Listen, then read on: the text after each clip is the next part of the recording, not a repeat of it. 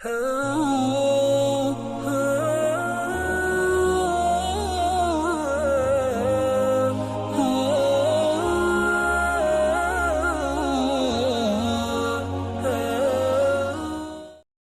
surat Luqman ayat 13-14 berisi nasihat-nasihat bagi umat muslim.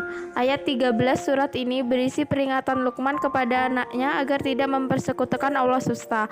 Sementara untuk surat Luqman ayat 14 berisi perintah Allah kepada manusia agar berbakti kepada kedua orang tua mereka dengan berusaha melaksanakan perintah-perintahnya dan mewujudkan keinginannya.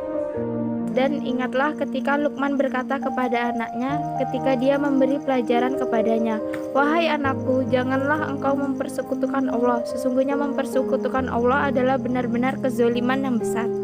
14.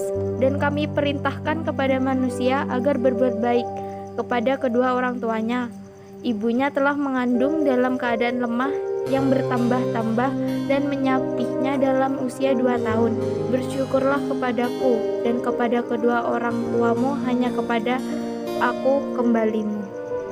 Kandungan ayat surat Luqman ayat 13 hendak menekankan pada umat muslim bahwa mempersekutukan Allah disebut sebagai kezaliman yang besar.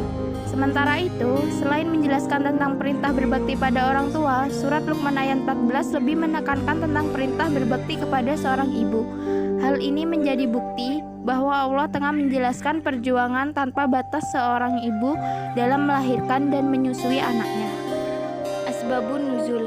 Tidak ada sebab khusus dari ayat ini. Secara umum, ayat ini mengingatkan kepada umat muslim, khususnya mereka yang berprofesi sebagai dai, pendakwah, dan pendidik atau termasuk orang tua, agar saat menasehati itu menggunakan tutur kata yang santun, sejuk, dan masih ke hati sanuban. Tentang konsisten beribadah sebagai perwujudan syukur kepada Allah Subhanahu.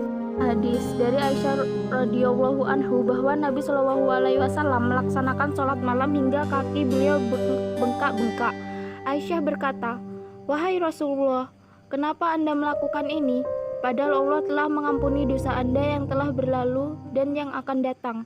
Beliau bersabda, "Apakah aku tidak suka jika menjadi hamba yang bersyukur?" Dan tak kala beliau gemuk, beliau sholat sambil duduk. Apabila beliau hendak ruku, maka beliau berdiri, kemudian membaca beberapa ayat lalu ruku. Penjelasan mengenai kajian surat Luqman ayat 13-14, kurang lebihnya kami mohon maaf. Wassalamualaikum warahmatullahi wabarakatuh.